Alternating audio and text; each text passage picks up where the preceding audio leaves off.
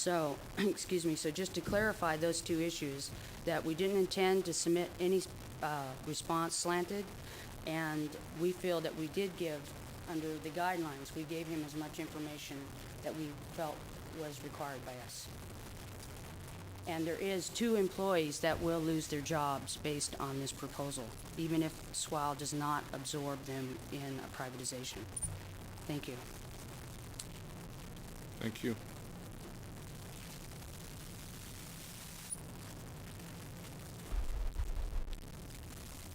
Nice new item here. My name's Linda McClure. I'm here on behalf of Service Employees International Union. On the issue of privatization, I'm not an accountant, but it just logically, when a not-for-profit like county government is doing a service and a for-profit company wants to do the same service, something has to go to make way for the profit.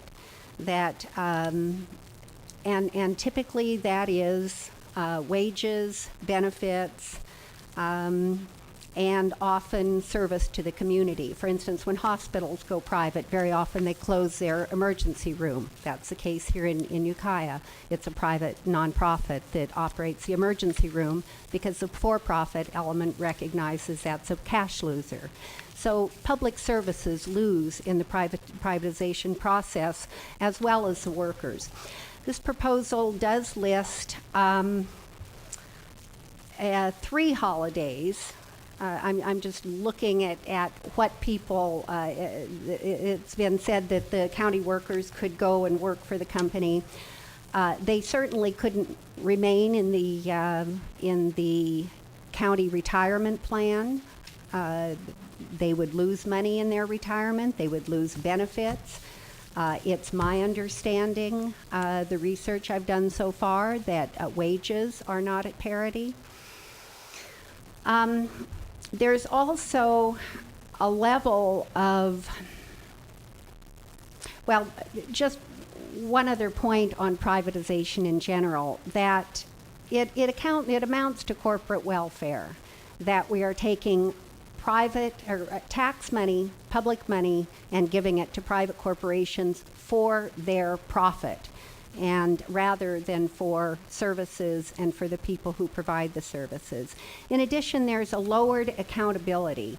For example, Health and Human Services has been having a job spec and salary survey being done for a while, and by a contractor. It was due last year, and what I hear from HR regularly is we don't have control over when it's complete. It's the contractor that's doing it. So the county will lose accountability, lose control, and will maintain a good deal of legal liability in that process. I'm also a little concerned, and I hope that if this goes to a proposal, there's some reference on page 5 to the site lies next to Indian reservation property and has had a history of illegal dumping for years. I certainly hope that we look at civil rights and discrimination points in that. And I see the red light is flashing. I'll leave it at that for now. Thank you. Other members of the public, please. Okay, seeing no one step forward. What's the comments and action of the board? We've now been here, I believe, about an hour and 40 minutes on this issue. Supervisor Smith. Thank you, Mr. Chair. Well, back to really my original statements, and I don't think the discussion has helped address any of my concerns, which is the bottom line net county cost. Now, you know, I don't even think necessarily that there's any group consensus on that we need to reduce that. That doesn't seem to have been addressed here today. I certainly think it should be our goal to reduce it. Now, how to reduce it is yet another part of the discussion.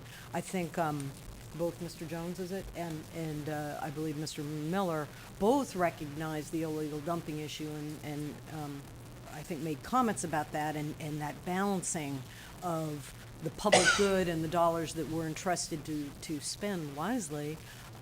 with respect to this complicated, problem. I think these are very, very significant dollars. Over $500,000 a year is going in to subsidize the function. But I haven't seen anything in this proposal that is basically eliminating that, or even saying it's the intent of the proposal as one of the initial comments to reduce or eliminate net county costs. I just want to read one brief section from page 7. A franchise hauler with Board of Supervisors approval would seek approval for an increase in collection rates from residential and commercial customers to offset a subsidy from the county or an increase in gate fees at the container site. An increase in rates would be based on the argument that a franchise hauler's customer would also use the services offered at the container site located in the area. And then it goes on. So even the proposal itself is talking about an increase in rates and fees. So I think that that's really clear. So the county could talk about an increase in rates and fees. But again, is that a balancing act? I mean, if the service we're providing is going along well, why wouldn't the county talk about doing the same? In other words, if this proposal was clearly delineated and said, we've done our analysis and we don't need an increase in rates and fees, we're the franchise hauler and we don't need to ask the residential and commercial customers to offset this with an increase in fees, then maybe we'd be having a different discussion.